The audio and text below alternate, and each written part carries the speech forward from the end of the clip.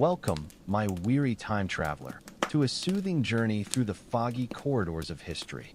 As the burdens of today dissolve and your eyes grow heavy, let us wander together into a bygone era. A world of chivalrous knights, imposing fortresses, and awe-inspiring cathedrals reaching for the divine skies.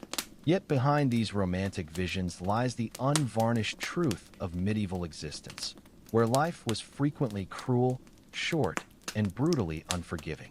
Before we immerse ourselves in these captivating yet harsh times, I invite you to pause and share in the comments where you're listening from and what hour finds you seeking solace in our humble historical tale. Are you curled up in Stockholm as the midnight sun dips below the horizon? Perhaps relaxing in Winchester after afternoon tea? Or maybe greeting the rosy dawn in Delhi, ready to face the coming day? Wherever you are, you're warmly welcomed here. If our peaceful wanderings through history's parchment pages charm you, consider subscribing so you won't miss future installments designed to enlighten and gently lull you to sleep. Now let's set our stage. Imagine, if you will, a typical medieval European town, a jumble of timber-framed houses clustered within sturdy stone walls. Smoke curls from chimneys as townsfolk go about their daily routines.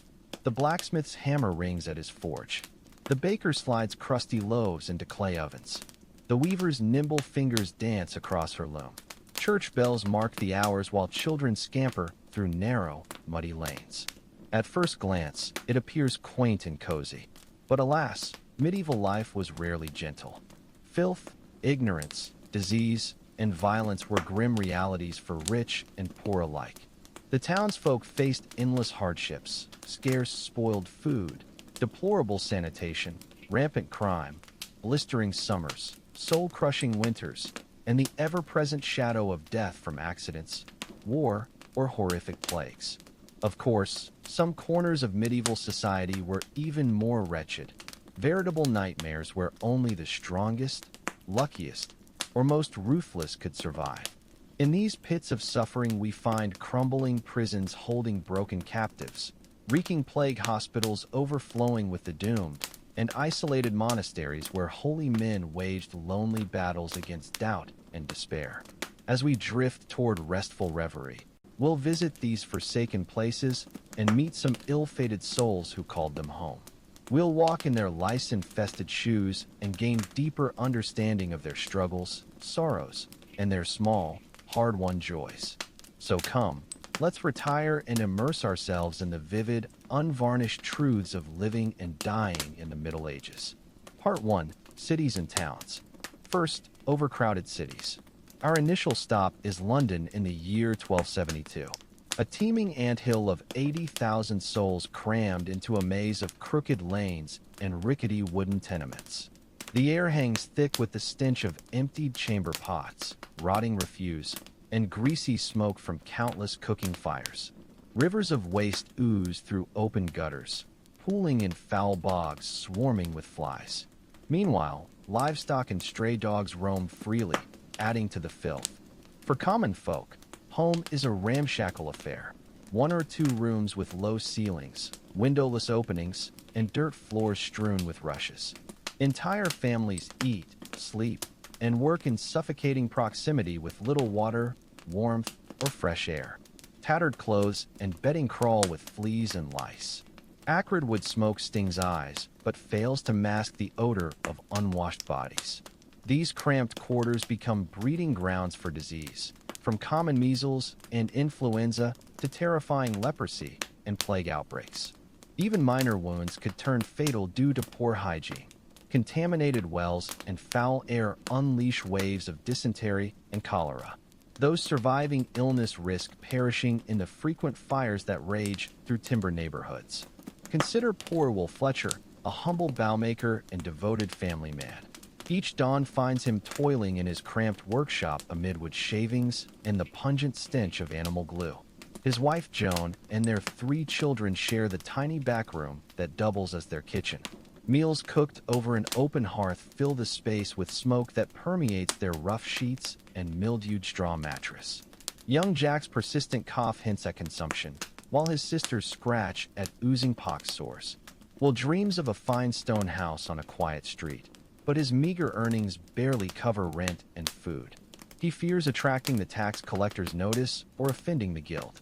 So he perseveres, finding fleeting joy in stolen embraces with Joan or twilight walks along the Thames.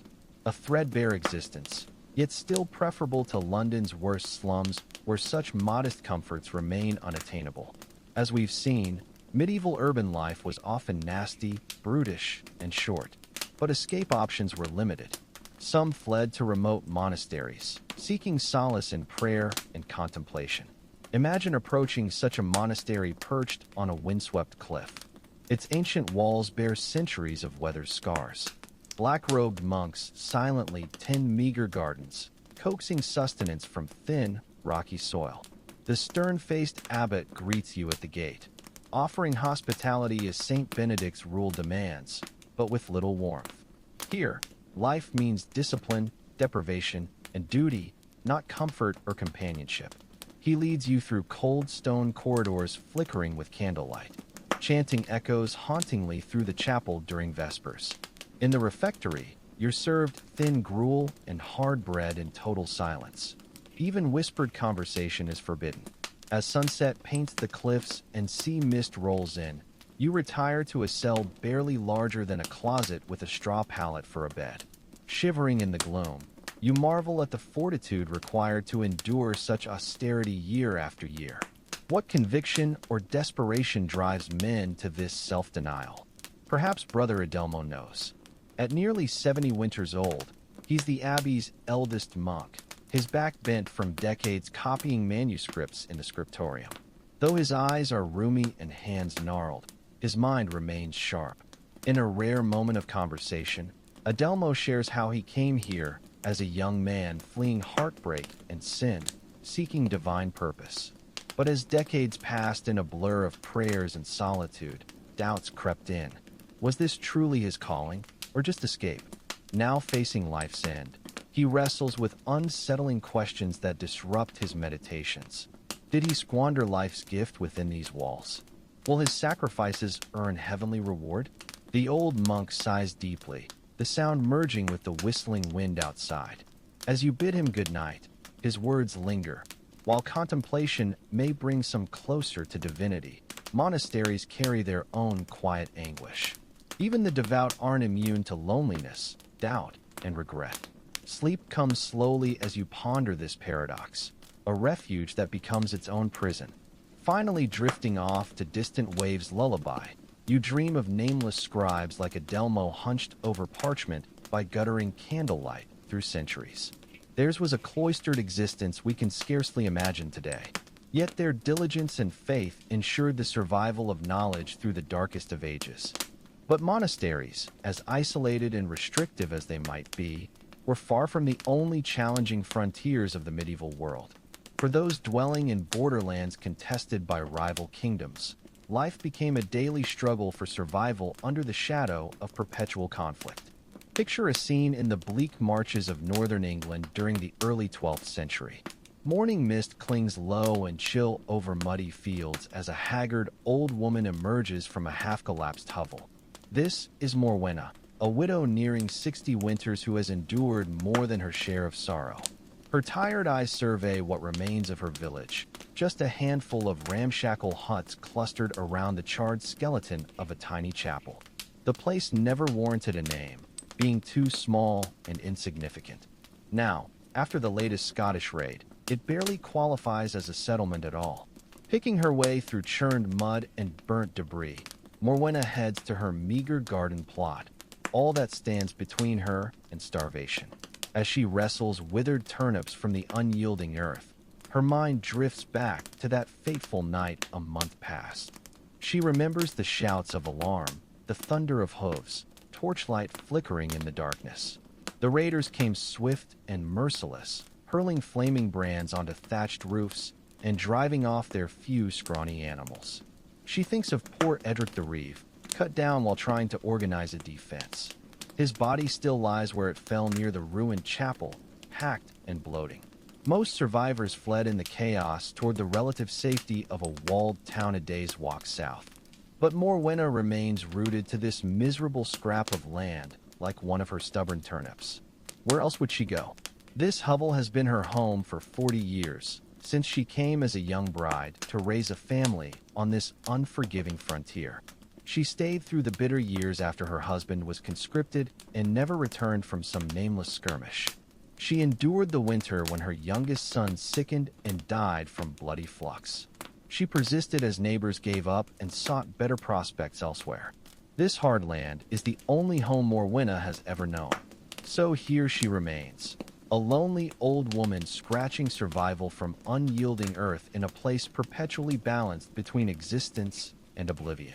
As she straightens painfully with her precious turnips, Morwenna gazes at the lean horizon. She can only hope raiders, plague, or starvation hold off long enough for her to see another spring. Such was the precarious existence for countless souls in these lawless medieval borderlands. Our next scene takes us even further, to the very edges of the known medieval world, where life in remote colonial outposts promised untold suffering. Brace yourself for a grim journey across storm-tossed seas to destinations offering only misery for even the hardiest souls. Medieval castle dungeons ranked among the most vile and wretched places, the absolute bottom of an already rigidly hierarchical society. These damp, lightless subterranean chambers housed society's most reviled: traitors, heretics, debtors, and petty criminals who'd fallen afoul of local lords. For those condemned to these pits, each day brought battles against hunger, disease, and despair. Stale air reeked of mold, rotting straw, and human waste. Vermin scuttled in shadows, feeding on scraps, sometimes on the prisoners themselves. The only light seeped through tiny barred windows, if any existed, while nights brought absolute darkness. A typical dungeon was just a stone vault divided into cramped cells by rusted iron gates or heavy wooden doors. Manacles bolted to walls restrained troublesome prisoners. No furniture existed beyond perhaps a foul pile of straw, serving as bedding. Jailers proved as cold and unyielding as the walls themselves, quick with the lash or withholding rations for slightest offenses. One can scarcely imagine the anguish endured in these dismal holes. Consider young Thomas, a peasant farmer falsely accused of poaching by a merciless noble. Torn from his wife and infant son, he was dragged in chains to the castle's bowels and thrown into a reeking cell already occupied by two half-starved wretches. As the door slammed shut, plunging him into suffocating darkness, the horror of his situation sank in. Days blurred into weeks in an endless cycle of gnawing hunger, shivering cold and fitful sleep on damp stone. His cellmates, broken and emaciated, had long exhausted their tales of woe. Deprived of all comfort and dignity, Thomas felt his mind begin unraveling. He wept for his family, praying they might survive without him. He cursed the noble who condemned him, fantasizing about bloody revenge even as weakness overtook him. Worst was knowing he'd likely perish in this filthy hole, never again seeing sunlight or feeling fresh air, his loved ones never learning his fate. When faint sounds from the castle above filtered down, clattering dishes, muffled conversations, even occasional music, Thomas marveled at life's cruel randomness. How thin the line between silk-clad nobles and the wretches rotting beneath their feet. The dungeon laid bare medieval society's stark inequalities. Perhaps most crushing was the prisoner's utter hopelessness. With no appeals process and no advocates, they could only pray for miracles, or more likely, a swift end. Many went mad, raving at phantoms in the dark until death claimed them. Others simply wasted away, their corpses lying for days before guards bothered removing them. Such scenes played out in dungeons across medieval Europe, from London's Tower to French Oubliettes and Lithuania's Trakai Castle. While details varied, the overarching cruelty remained constant, a reflection of the era's harsh brutality. For those entering these pits, hope and humanity stayed firmly locked outside. Of course, dungeons weren't exclusive to castles. Many medieval towns had their own prisons, some hidden beneath government buildings or towering walls. These municipal dungeons could rival their castle counterparts for horror, overcrowded, lightless dens of appalling squalor. Particularly infamous were the Bastille's dungeons in Paris, a looming fortress that became synonymous with royal cruelty.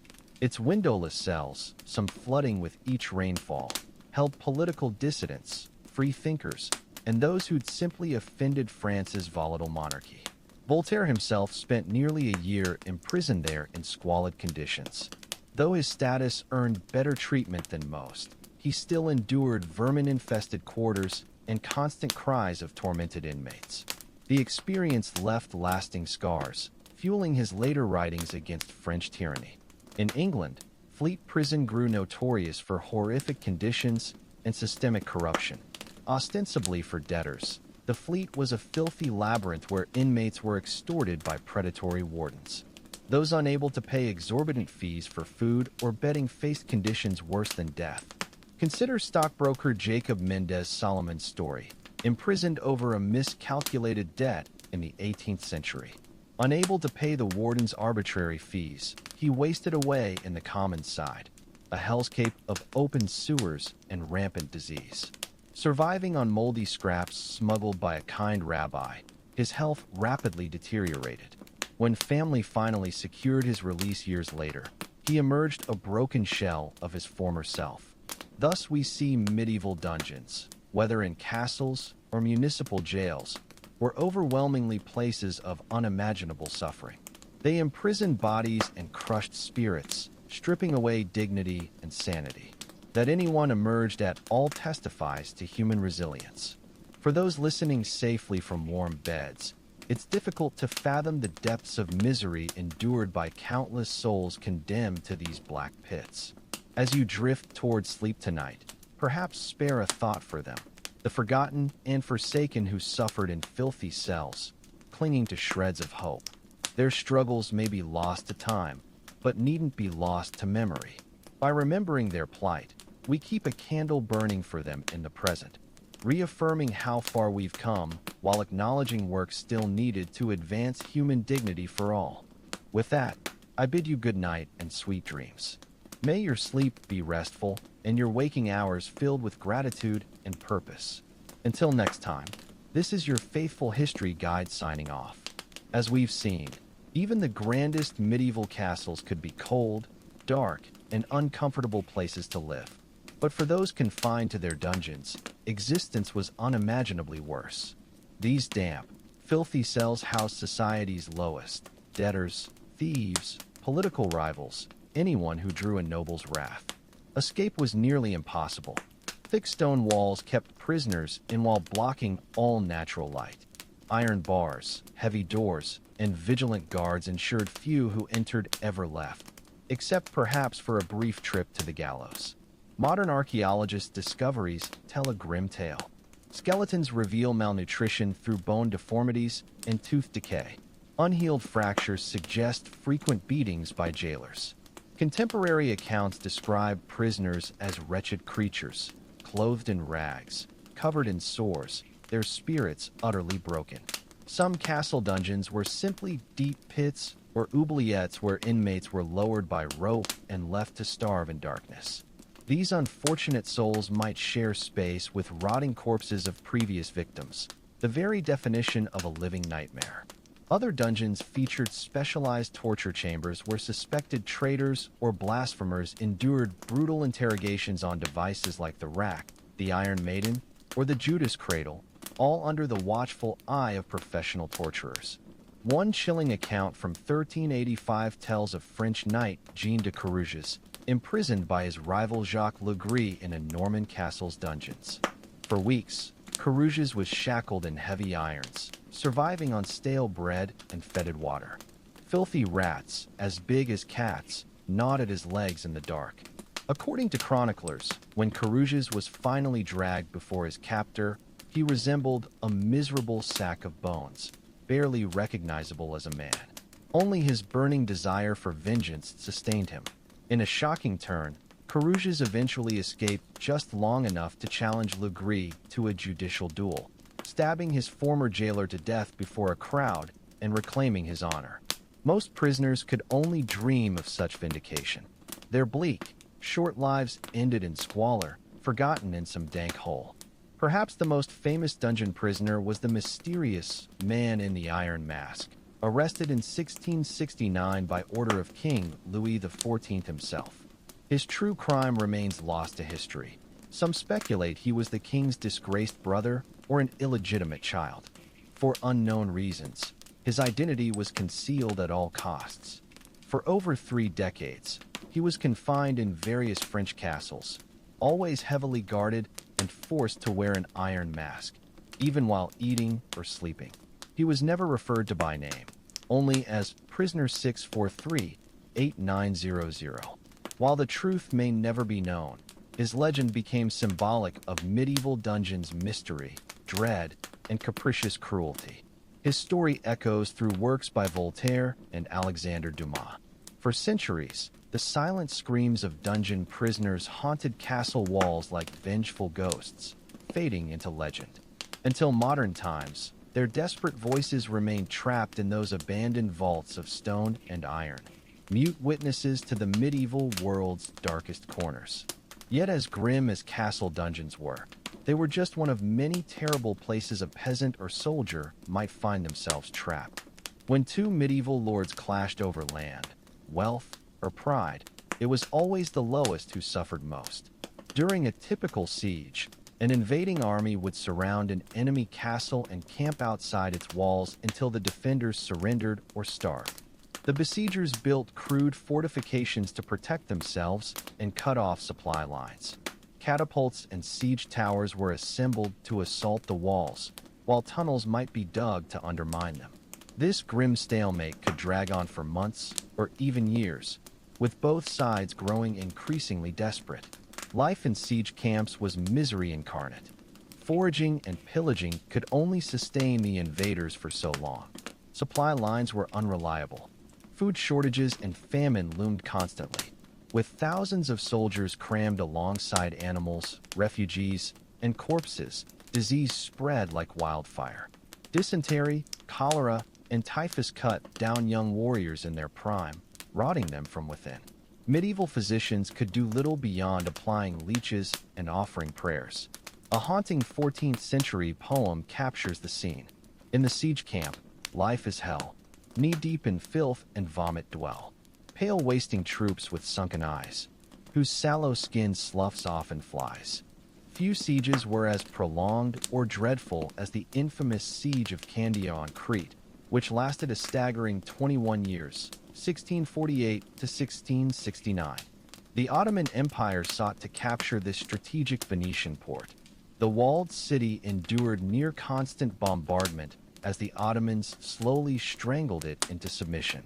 Over 70,000 Ottomans and 40,000 Venetians perished, many from starvation or sickness rather than combat. When Candia, modern Heraklion, finally fell after a grueling 3-year final siege, the city was reduced to rubble. Its starved, scarred survivors stumbled from the gates like walking ghosts. In many ways, Candia foreshadowed the grinding attrition and colossal death tolls of modern trench warfare.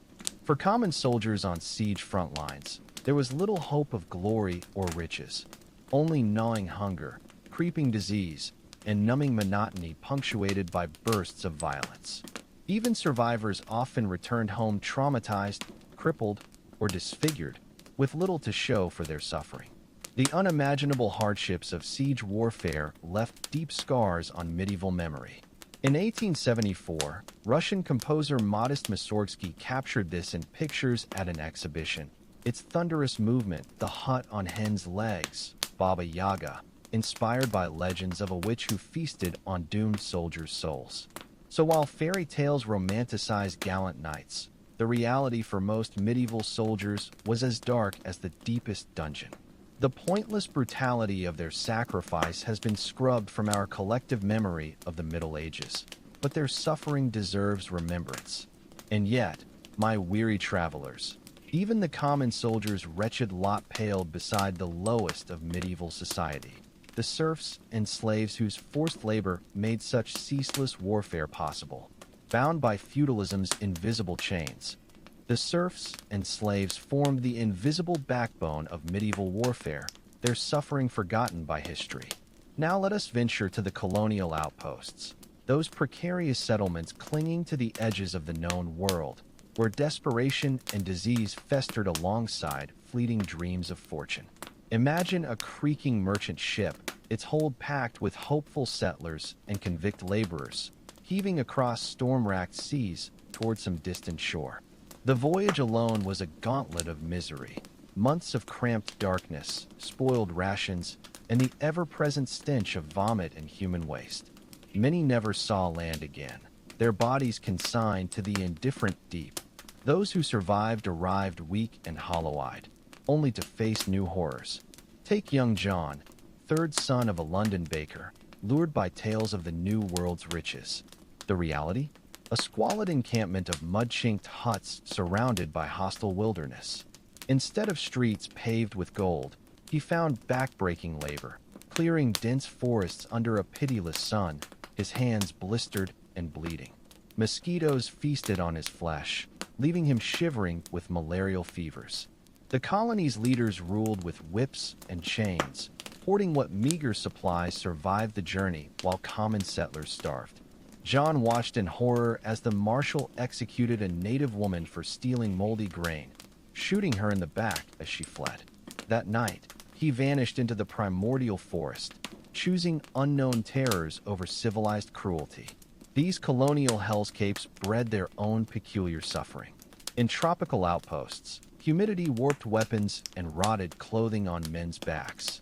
Arctic stations meant slow death by frostbite when supply ships failed to arrive. Everywhere, unfamiliar diseases ravaged populations lacking immunity. The Jamestown colony's starving time, 1609 to 1610, saw settlers eating rats, shoe leather, and finally each other. Of 500 souls, only 60 survived. Yet even these nightmares paled beside medieval Europe's most feared institution, the monastery prison. Unlike secular dungeons, these ecclesiastical cells promised eternal damnation alongside earthly torment. Heretics and blasphemers endured special agonies, strappado hangings that dislocated shoulders, heretics' forks, piercing the throat with each swallow, iron cages where victims roasted slowly over fires. The Spanish Inquisition perfected psychological torture, using endless isolation and sensory deprivation to break minds before bodies. Consider Brother Matthias, once a respected theologian until he questioned transubstantiation. His punishment? Immurement, walled alive in a lightless cell with only a slot for moldy bread and fouled water. Guards reported hearing his whispered prayers turn to mad laughter over 17 years before silence finally fell. When workers dismantled the cell centuries later, they found Matthias's skeleton curled around a makeshift calendar scratched into stone, each mark representing a day of his living burial. As you lie in your warm bed tonight, consider Matthias's final moments. The scratch of rat claws his only company, the drip of groundwater his sole measure of time, the crushing weight of holy wrath pressing down until even hope became a memory. This was medieval justice, where salvation meant surrender, and truth was whatever stopped the pain. Yet somehow, humanity endured. In dungeon corners, prisoners shared crusts and whispered comforts. On sinking ships, sailors gave their last sips of water to cabin boys. These fragile acts of defiance, these stubborn sparks in the darkness, finally kindled the fires of change. The dungeon's shadows still haunt us, but their power is broken. So sleep now, and dream of brighter days. The worst places of the medieval world live only in memory now, and in our determination never to rebuild them. The medieval world held no shortage of horrors, but few compared to the living death experienced by those trapped in the bowels of monastic prisons. These church-sanctioned torture chambers operated under the guise of spiritual correction, where suffering was measured in prayers and pain was doled out like penance. Imagine descending worn stone steps into a vault where the very air feels heavy with despair, the only light coming from sputtering torches that cast dancing shadows on damp walls. Here, the rules of Christian mercy were suspended in favor of divine justice. One particularly chilling account tells of Sister Marguerite, a nun accused of breaking her vow of chastity in 13th century France. Her punishment? The cage of repentance, an iron contraption barely large enough to crouch in, its interior lined with spikes that pierced flesh at the slightest movement. Suspended from the monastery ceiling, she became a living sermon to other sisters, her agonized whimpers echoing through vespers. After 3 weeks, when delirium set in, the abbess declared her purified and ordered her release. Marguerite never walked again, her legs having atrophied into useless sticks, but the church recorded her case as a successful redemption. Not all monastic punishments were so theatrical. Many involved simple, sustained cruelty, like the silent treatment given to Brother Henri in Burgundy's Cluny Abbey. For questioning his superior's authority, he was confined to a windowless cell where guards communicated only through written notes. After 14 months of absolute silence, when finally released, he'd forgotten how to form words. His journal, discovered centuries later, contained increasingly desperate scribbles. Day 212. Does God still hear me if no one answers? The psychological torment often proved more devastating than physical pain. In Spain's Montserrat Monastery, prisoners endured the God's Eye, a cell featuring a painting of Christ with eerily lifelike eyes that followed movement. Combined with sleep deprivation and irregular feedings, this drove many to madness within weeks. One inmate's scratched confession on the wall reads, "I have repented of sins I never committed, just to make the eyes look away." Yet even in these pits of despair, glimmers of humanity persisted. Archaeologists at a Swiss monastery discovered hundreds of tiny folded paper crosses hidden in wall cracks, secret messages between prisoners. One reads, "Brother, I hear you're coughing. Tonight, I'll sing louder to cover it." Another, "They took Thomas yesterday. Be strong." These fragile notes testify to an unbreakable spirit that not even the church could suppress. As you drift towards sleep tonight, consider the paradox. That places built for spiritual growth became chambers of unimaginable suffering. The same hands that copied illuminated manuscripts could tighten thumbscrews with equal devotion. This duality, the capacity for both great beauty and terrible cruelty, perhaps defines the medieval world more than anything else. We've inherited both legacies and must remain vigilant against the darkness while cherishing the light. The medieval world's cruelty extended far beyond monastery walls into the very streets where ordinary people struggled to survive. While nobles waged wars from safe distances, common folk faced daily terrors that would break most modern souls. Let me paint you a picture of existence in these unforgiving times. Imagine waking before dawn in a one-room hovel you share with livestock, the dirt floor cold beneath your bare feet. Your back still aches from yesterday's labor in the Lord's fields, but you'll do it all again today, and every day until death claims you. Breakfast is coarse black bread, so hard you must soak it in weak ale to chew.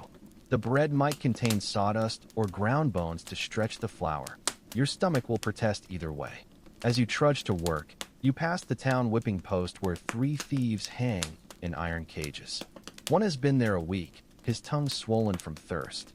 Flies buzz around the rotting hand amputated from another as punishment for stealing a loaf. You avert your eyes. Last month you saw a man pressed to death under stones for stealing a chicken, and the screams still haunt your dreams. At the fields, the overseer checks for slackers. Last harvest season, he broke a boy's arm with his cudgel for working too slowly. Today he's in a foul mood. You'll likely feel that stick before sunset. As you bend to sow seeds, your mind drifts to the rumors from the next village. Plague has come again. The death smell lingers in the air there, they say.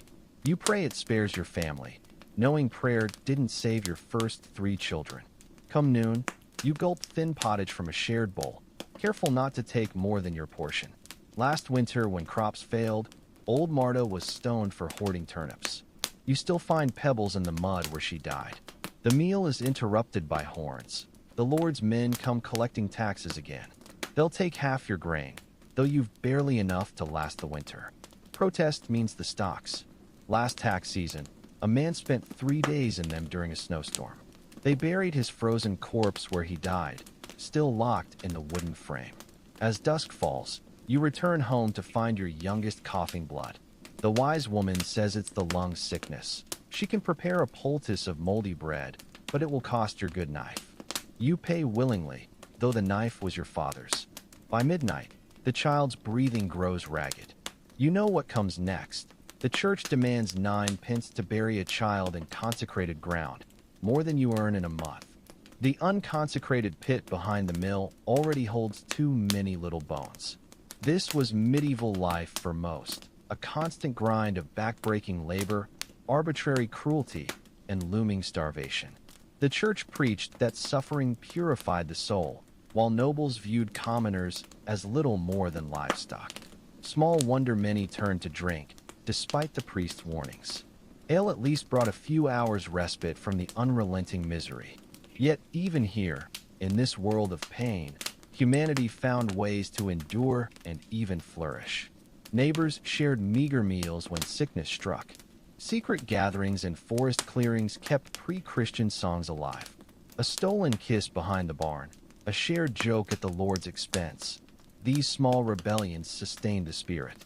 The very festivals the church tried to suppress became lifelines of joy in dark times. As you drift to sleep tonight in your warm bed, remember these ancestors of yours. Their blood runs in your veins. Their resilience lives in your DNA. The comforts you enjoy today were bought with their suffering. Let your dreams honor their struggle, and may you wake with renewed gratitude for the ordinary miracles of modern life. A world where children survive, where pain is eased, where no lord may strike you for speaking truth. The medieval world reserved special torments for those who dared to stand apart from the crowd. The free thinkers, the unconventional women, and those whose very existence challenged established norms. While castles and monasteries confined bodies, society's invisible prisons constrained minds with equal cruelty. Consider the fate of Oubliette, a midwife in 14th century Provence. Her knowledge of herbs and childbirth made her both respected and feared. When a local noblewoman died in labor despite Oubliette's efforts, whispers of witchcraft began. The accusations needed no evidence, just the testimony of a jealous rival and a suspicious birthmark. They came for her at midnight, dragging her to the witch's chair, an iron seat heated over coals until the suspect confessed. After 6 hours of screaming, Oubliette admitted to consorting with the devil. They burned her at the stake the next morning, her herbal manuals fueling the flames. The church's reach extended even to intimate matters of the heart. In 1234, monks discovered 2 nuns from a Paris convent sharing a bed. Their punishment? Permanent enclosure in adjacent cells with only a small grate between them, close enough to hear each other's weeping, but never to touch again.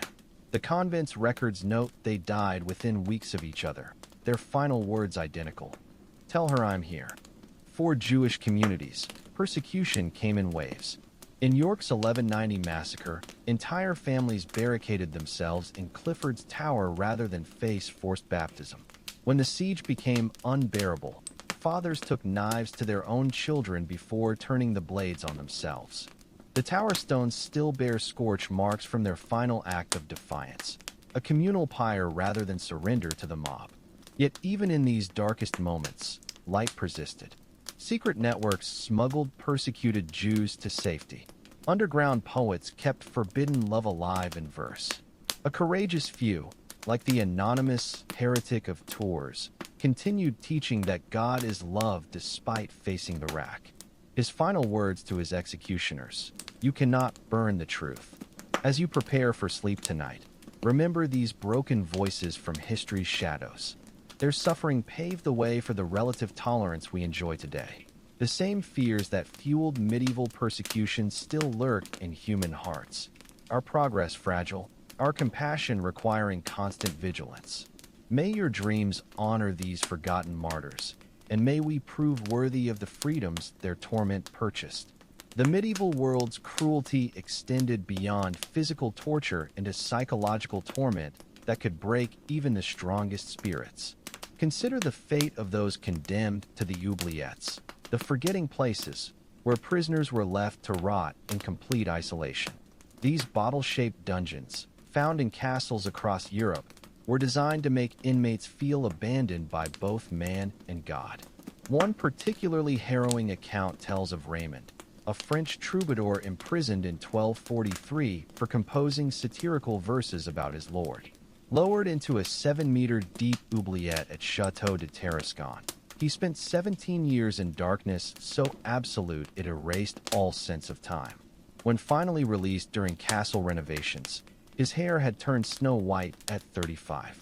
The jailers found him endlessly tracing circles in the filth, the same motion he'd used to feel the walls of his prison. He never spoke again, but would whimper whenever clouds blocked the sun. Monasteries developed their own refined methods of mental torture. The Cell of Angels at Mont Saint-Michel confined monks in a space too small to stand or lie down, while choir music played just beyond reach. Records show Brother Jean spent 4 years there for questioning transubstantiation, emerging convinced he'd been personally damned by the Virgin Mary. His subsequent drawings of winged tormentors still survive, terrifying precursors to modern accounts of hallucinatory prison psychosis. For women accused of witchcraft, the psychological warfare began even before physical torture. In the Swiss Alps, suspected witches were subjected to the waking, forced to stare at running water for days until sleep deprivation induced visions that became proof of their guilt.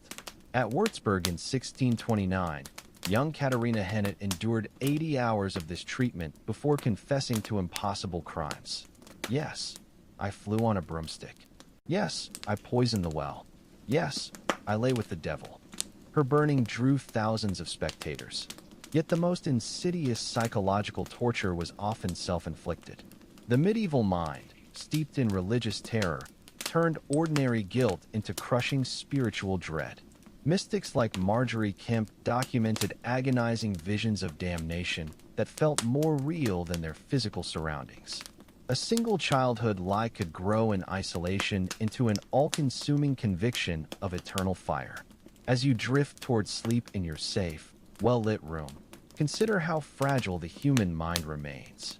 Modern solitary confinement still breaks prisoners within weeks, a scientific confirmation of what medieval jailers understood instinctively. Your ability to turn off the lights without fearing the darkness is a hard-won freedom these tormented souls never knew.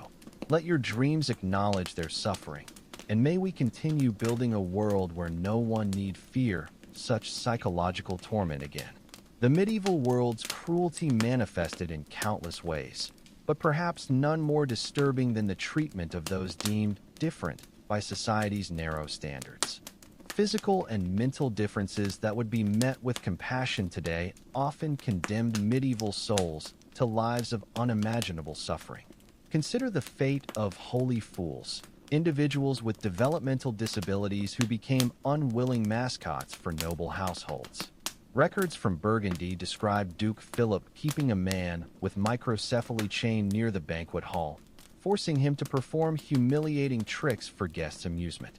When the man died from a beating in 1423, the Duke simply purchased a replacement from traveling merchants who specialized in such curiosities. These human menageries persisted well into the Renaissance, with Pope Leo X famously keeping a collection of dwarves and simpletons for entertainment. For those born with physical deformities, life often meant being paraded as God's warnings during religious festivals. The Cathedral of Notre Dame's annual Feast of Fools featured individuals with disabilities displayed alongside carved grotesques as living proof of divine wrath. Some families abandoned visibly different infants at monastery gates, where they might be raised as objects of pity or subjected to experimental cures. A 13th century medical text from Salerno recommends bathing cleft palate babies in wine mixed with crushed beetles. Lepers faced particularly cruel ostracization.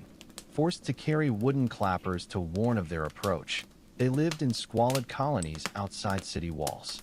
When York's leper house burned in 1260, townspeople initially refused to help, believing the fire was God's judgment. The few survivors were later stoned when they approached the city for food. Church law declared that no leper could touch another human being, even in marriage. Their wedding ceremonies required them to stand on opposite sides of a road while vows were read. Yet even here, in this landscape of exclusion, glimmers of humanity survived. Some monasteries operated true hospitals where the sick received care without judgment. The story of Brother Anselm, a 14th century Franciscan monk with what historians believe was cerebral palsy, demonstrates remarkable acceptance. His order built special ramps so he could move between scriptorium and chapel despite his twisted limbs. His beautifully illuminated psalters still survive, each painstaking brushstroke a testament to determination. As you prepare for sleep in your accessible, well-lit home, take a moment to appreciate how far we've come. Your ability to move through the world without fear of chains or scorn is a victory hard won by centuries of activists and reformers. May we honor those who suffered by continuing to build a world where difference is met with understanding rather than cruelty. Let your dreams acknowledge their struggles, and may we prove worthy of the compassion they were so often denied. As our journey through medieval suffering draws to a close, we arrive at history's most heartbreaking victims, the children. In an era that barely recognized childhood as we understand it today, the young endured hardships that would break modern adults. Their small bones fill archaeological sites in disproportionate numbers, silent witnesses to lives cut brutally short. Consider swaddling practices. Infants bound tightly in linen for their first 9 months to shape their limbs. Many died of overheating or suffocation, their cries ignored by nurses who believed restraint built character. Wealthy families routinely sent newborns to wet nurses for 2 or 3 years, where mortality rates approached 40% from neglect and contaminated milk. A 14th century Florentine ledger chillingly records payments for replacement infants as casually as we might order replacement goods today. For peasant children, labor began as soon as they could walk. 5-year-olds tended fires and stirred boiling laundry. 7-year-olds worked fields alongside adults. The skeletal remains of medieval children show stunted growth, spinal deformities, and healed fractures from constant strain. At Oxford's St. Giles Fair, children were sold into indentured servitude with contracts lasting until age 21, if they survived that long. The streets of medieval cities teemed with orphaned wolf children who formed feral gangs, surviving on stolen scraps and gutter water. London's records mention Hob the Robber, a 9-year-old who led such a gang until hanged for stealing a loaf in 1327. His small skeleton, excavated from a plague pit in 2012, showed 18 broken bones and teeth worn down from chewing hides for sustenance. Even noble children faced unimaginable trauma. 6-year-old Margaret Beaufort nearly died giving birth to Henry VII after being married at 12 to a 24-year-old lord. Royal children were routinely betrothed in cradle and sent to foreign courts as political hostages. Young Edward V vanished in the Tower at 13, likely murdered by his uncle Richard III, his bones discovered centuries later stuffed in a chest. Yet medieval children's remarkable resilience shines through the darkness. Archaeologists find handmade dolls in plague pits, clutched in small arms to the end. Church records mention the singing boy of Cluny, who comforted dying plague victims with hymns. And in a Durham monastery's margins, some unknown child drew a smiling cat beside solemn scripture, proof that youthful joy could bloom even in the stoniest soil. As you tuck your own children into warm beds tonight, or recall your protected childhood, remember these small souls of the past. Their suffering helped build our modern understanding that children deserve protection, education, and love. Each vaccine, children's book, and safety law stands as tribute to those we failed. May we honor them by continuing to fight for every child's right to simply be young. Our journey through medieval misery ends here, but its lessons continue. The comforts we enjoy today were born from these centuries of suffering. The rights we take for granted were paid for in blood and terror. As you drift to sleep surrounded by modern safety and warmth, let your final thought be this: we are the lucky ones. May we prove worthy of our good fortune by building a kinder world than the one we've inherited. Good night, time traveler. May your dreams be gentle and your awakening grateful.